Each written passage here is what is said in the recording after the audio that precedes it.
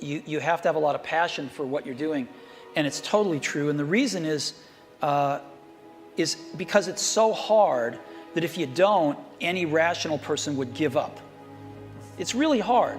And you have to do it over a sustained period of time. So if you don't love it, if you're not having fun doing it, and you don't really love it, you're going to give up. And that's what happens to most people, actually. If you really look at the ones that ended up, being successful, unquote, in the eyes of society, and the ones that didn't, oftentimes it's the ones that are successful loved what they did so they could persevere when it got really tough. And the ones that didn't love it quit because they're sane, right? Who would want to put up with this stuff if you don't love it?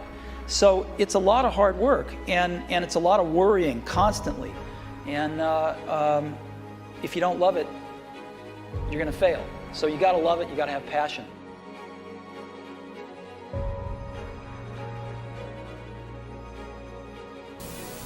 When you grow up, you tend to get told that the world is the way it is, and your life is just to live your life inside the world, try not to bash into the walls too much, try to have a nice family life, have fun, save a little money. But life, that's a very limited life. Life can be much broader once you discover one simple fact, and that is everything around you that you call life was made up by people that were no smarter than you. And you can change it. You can influence it. You can build your own things that other people can use. And the minute that you understand that you can poke life and actually something will, if you push in, something will pop out the other side, that you can change it, you can mold it. That's maybe the most important thing, is to shake off this erroneous notion that life is there and you're just going to live in it, versus embrace it, change it, improve it, make your mark upon it. I think that's very important. And however you learn that, once you learn it, you'll want to change life and make it better, because it's kind of messed up in a lot of ways. Once you learn that, you'll never be the same again. It's very interesting. I was worth about over $1 million when I was 23, and over $10 million when I was 24, and over $100 million when I was 25. And it wasn't that important because I never did it for the money.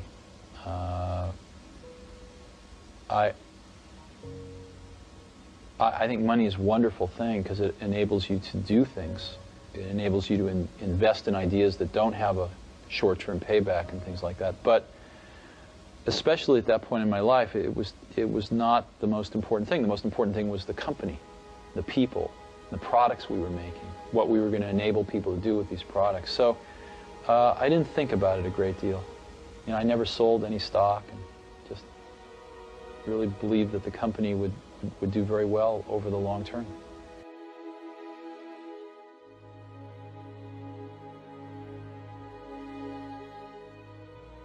Now is the time to take risk.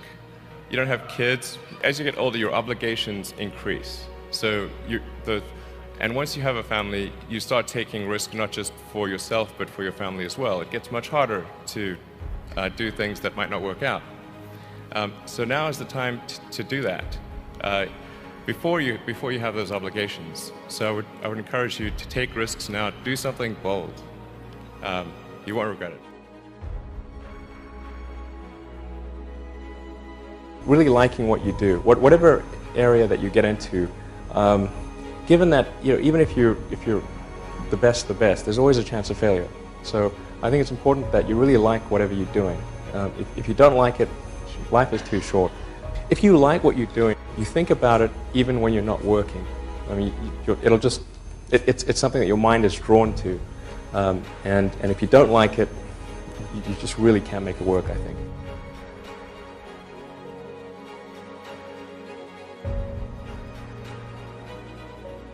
You focus on signal over noise. A lot of companies get confused. They spend money on things that don't actually make the product better. For example, at Tesla, we've never spent any money on advertising.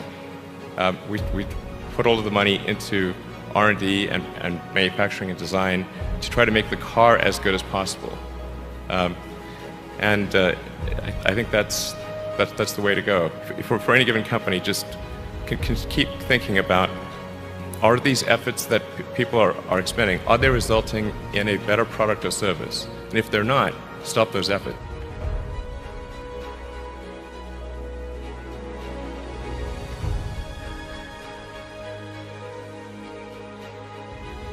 You know, personally, I think every time is a perfect time to start a business. There's no bad times.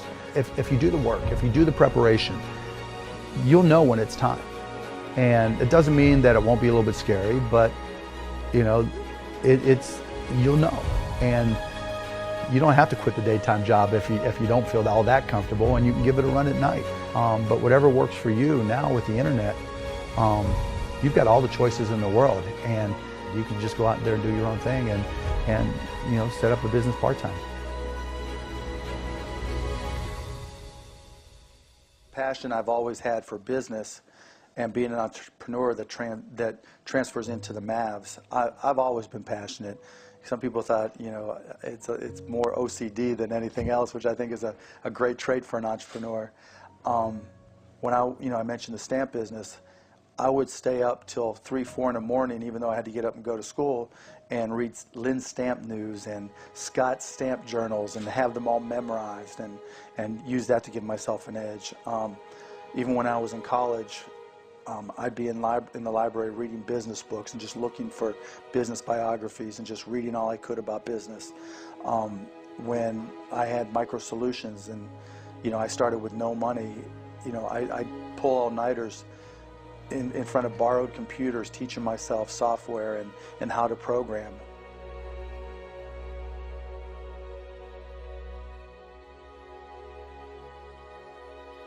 They come up with an idea, they'll Google it, and if they don't see it in the first 2 pages, they think it's original.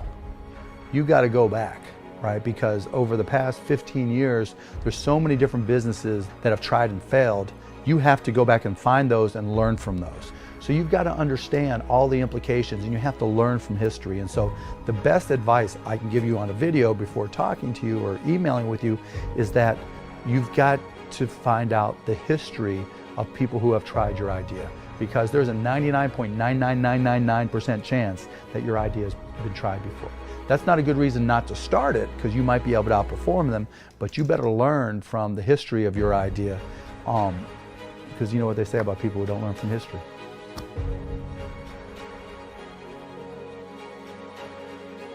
The most important thing about running a company is to remember all the time what a company is. A company is simply a group of people, and as a leader of people, you have to be a great listener, you have to be a great motivator, you have to be very good at praising and looking for the best in people. You know, people are no different from flowers. If you water flowers, they flourish. If you praise people, they flourish, and that's a critical attribute of a leader.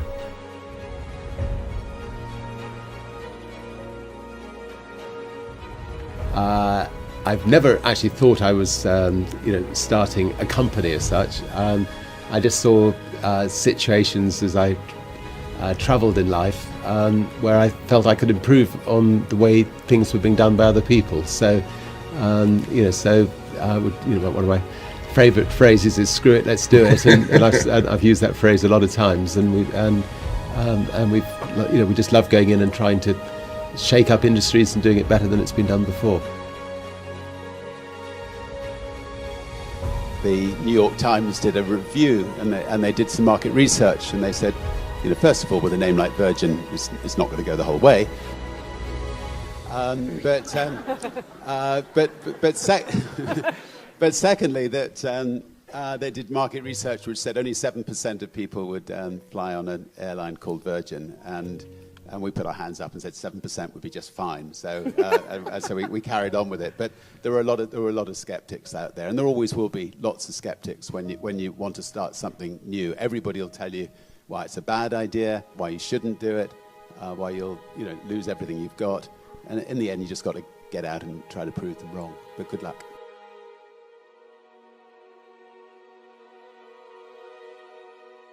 When I graduated from universities, and before I, for 3 years I tried to fill in the universities. So I applied jobs for 30 times, got rejected. I went for a police, they said, no, you're not good. I went to even the KFC. When KFC came to China, come to my city, 24 people went for the job. 23 people were accepted. I was the only one guy. And we went for police. 5 people, 4 of them accepted. I was the only guy that did not receive it. So to me, being turned down, rejected. Oh, by the way, I told you that I applied for Harvard for 10 times, rejected. We believe the Coke company different from the Wall Street. We believe customer number 1, employee number 2, shareholder number 3. Customer 1, employee 2, shareholder number 3. Yeah, again, this is my religion. It's the customer that pay us the money. It's the employees that drive the innovation. It's the shareholder, and the shareholder always say, I remember the day before we IPO, and a lot of people say, Jack, can I give us the shares? We were long-term shareholders. But when the crisis came, these guys run as soon as, they ran away. They ran away. My people stayed, customers stayed.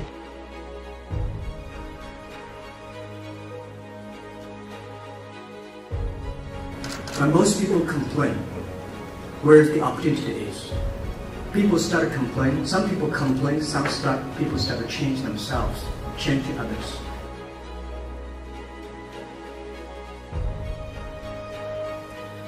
People really, if you really think about it, people want to do business with people they like. I mean, every now and then you'll do a deal with the devil, but you don't really like the devil, but you do it sometime. But you'd really much rather do business with somebody you like, somebody who shares your value, somebody who is committed to the same objectives you are, somebody who's willing to work as hard as you are. And when you find those people, those are the people you want to bring under your tent to be part of your business objective. And you've got to do that by, sort of presenting yourself in a way that people clearly understand that you are committed to creating value. Business people want to create value. It doesn't mean they don't want to have fun, doesn't mean that they don't want to be involved in other kinds of things, but if you can go to someone and convince them that I can help you create value, and by your ability to articulate that and to communicate it, and to give people the impression that you will work as hard as they will to create that value, you're going to find people wanting to come to you.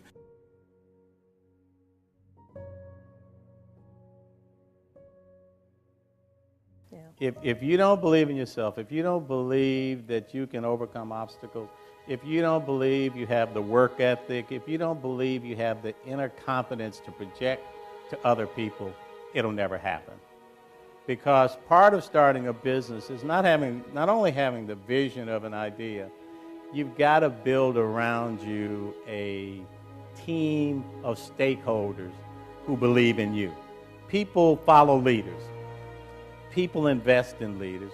People support people who have a vision and are willing to and are able to articulate it, and not just the ability to, a lot of people got a good gift for gab. It's the ability to convince people that you're going to be part of something that's going to be successful. You're going to share in the success. It's going to be beneficial to you and your family in the long run. You're going to be respected for what you contribute, and you're going to have an opportunity to fulfill your own dreams consistent with the dreams of the person you're working with. If you can convey that sense of confidence and that sense of leadership and focus on giving people an opportunity to grow and be successful with you, you're going to have people, and I mean really smart people, coming to be a part of what you do. Imagine a group of people go to a restaurant and they start eating. Well, they don't have enough money to pay the bill. So when the waiter comes with the bill, they don't want to pay it. They don't want to make the sacrifice of paying. So they keep ordering. And that's what we're doing. We just keep piling on debt and keep piling on costs. because we don't want to make the hard choices.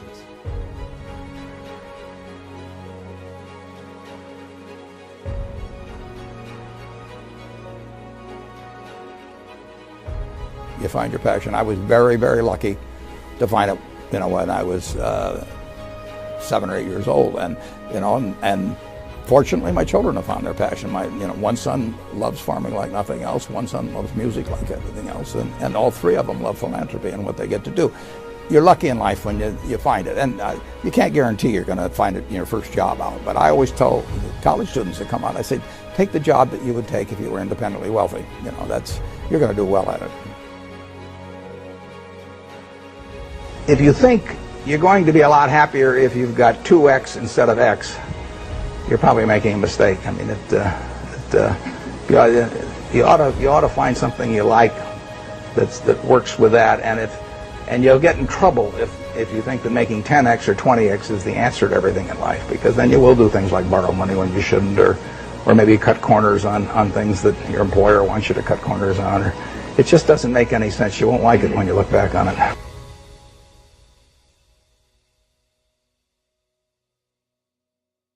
It never bothered me if people disagreed with what I thought, as long as I felt I knew the facts. I mean, there's a whole bunch of things I don't know a thing about. I just stay away from those. So I stay within what I call my circle of competence. You know, Tom Watson said it best. He said, I'm no genius, but I'm smart in spots, and I stay around those spots. Well, I try and stay around those spots, and I just don't have a problem if somebody says, you're wrong on something. I go back and look at the facts, and I think that really is much more important, frankly, than having a few points of IQ or having an extra course or two in school or anything of the sort. You need emotional stability.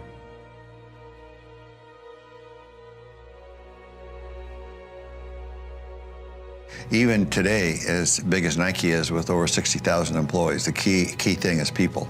So when you're starting out, obviously, getting the right people that's life and death. And then not only the right people, but getting them to work together and work for a common purpose. I've always said 2 9s working together will beat 2 10s working apart any day. And how do you do that? Well, pick the right people is for number one, and then giving them the environment and maybe a little bit of leadership that allows them to keep doing that.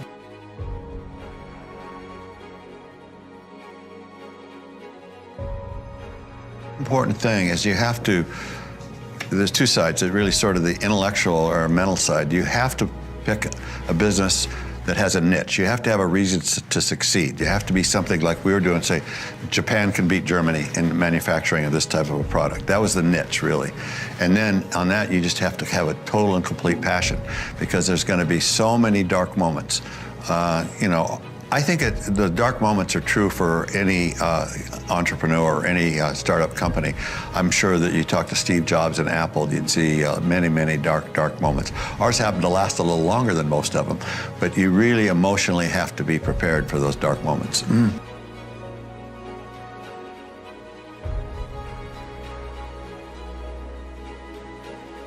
I have in my travels occasionally met promising young people who insist they are not going to ask for help along the way.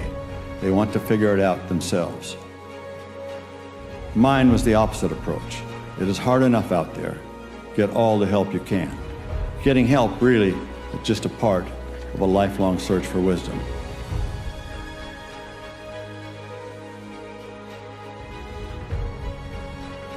One of the things I see in new businesses is they're often looking for perfection.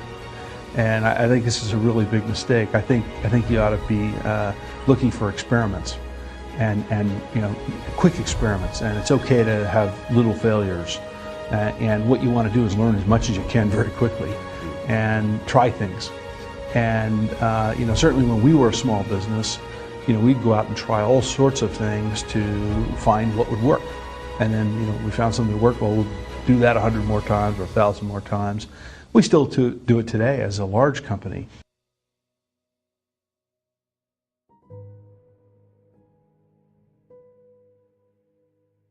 One of the things that people do instinctually when there are tough times is they kind of do nothing. and they kind of hunker down. This is sort of frozen rabbits in the headlights. Yeah, it's kind of just complete stunned into inaction, and I think that's actually the worst thing to do. I think times when everyone is confused and kind of stunned present the most enormous opportunity because nobody's really doing anything. So I think this is a time where the seeds of really successful new businesses will be created. In fact, if you look in our industry, which I'm most familiar with, the greatest companies kind of came out of and were formed in some of the most difficult times in the industry. When no one was really looking and everyone thought the whole thing was going to go south, all of a sudden a whole new breed of companies emerged. So, for example, if you look at when Dell was formed in the early 1980s, 1984, this was a pretty dark time in the U.S. economy. The personal computer industry had just gone through a big down cycle, and the prevailing wisdom was that all electronics would be dominated by the Japanese. Yeah. And that we had this big boogeyman called the Japan Inc., and that no one could compete with Japan Inc., and especially in something like computers. Well, that turned out to be completely wrong, and there was enormous opportunity, and huge waves of productivity were unleashed with the computer industry flourishing.